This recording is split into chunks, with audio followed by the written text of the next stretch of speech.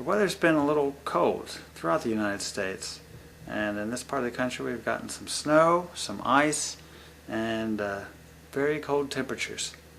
So I'm thinking to take a shoe originally designed by Montrail for fell running and convert it to a Highlander, which Robin will show you here, to give you good traction and real loose ground. So if you're just plowing through a forest, for example, then you might want to put these shoes on. We're going to convert this sole into one for nasty ice and snow. And we're going to use a trick that I learned from Matt Carpenter. He had posted, I think several years ago, a screw shoe technique where you take some sheet metal screws obtainable from your local hardware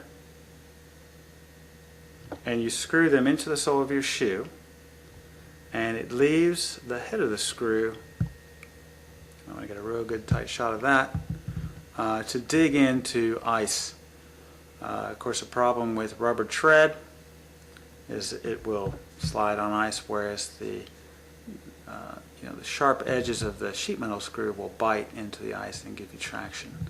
So there were a couple races where I wish I had actually done this, screwed my shoes, but I screwed my shoes instead and wore the wrong thing and ended up struggling for many miles. Attachment. There we go. And we don't even need a pilot hole. We can just take that the firm grasp, make sure it's in forward.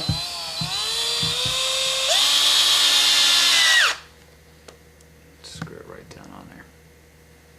So you can get a tight shot of that. You see it fits pretty firmly on there. You don't want to overscrew it. And that's what we're going to do several times over.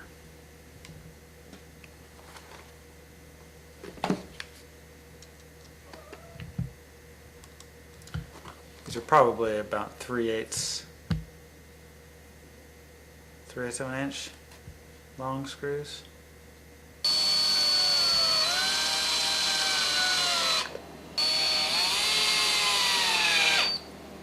The time this is going to come in handy is when the trail has turned to ice. For example, climbing a mountain, a lot of times the trail will serve also as the waterway, as the stream. You can see right here how the creek runs along the trail, the Appalachian Trail, and freezes along the rocks and in thin places. So I suspect that where there's ice on the trail, it's going to be difficult for the front runners, the middle of the pack runners, and the back of the pack runners. So anyone will benefit from this kind of traction device where you're really going to slip, especially going up a mountain, is pushing off, trying to get power to accelerate upward. And so that push off may tend to cause people trying to go faster to slip more. Even going down a mountain, if you're going relatively fast, you'll still be landing on your forefoot, and so these should bite into any ice and keep you from taking a nasty fall.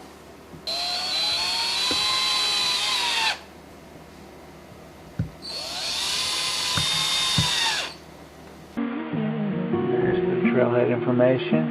We've had some nasty snow and ice and freezing rain last night, building on some that we started last week. So it's a good thing I have my converted screw shoes, and I'll be putting them to the test today. Now we're topped out here in the high country. Here's the blue marker that I'm following, the Pine Mountain Trail. We'll make that out. But so far so good. I'm crossing over toward Rhododendron Gap, ran across the crew here, out camping. Howdy. This is what you call Winter Assault Part 3. Trasos and your fasos. Yeah. How much you pack and how much weight per bag? 35. Oh, come on. Yeah. Oh, that. Yeah, the first night we ate steaks. It's just a little tradition. Made it to Rhododendron Gap. These rocks are the ones the son loves to play on. summertime. I think you probably need some crampons out here today.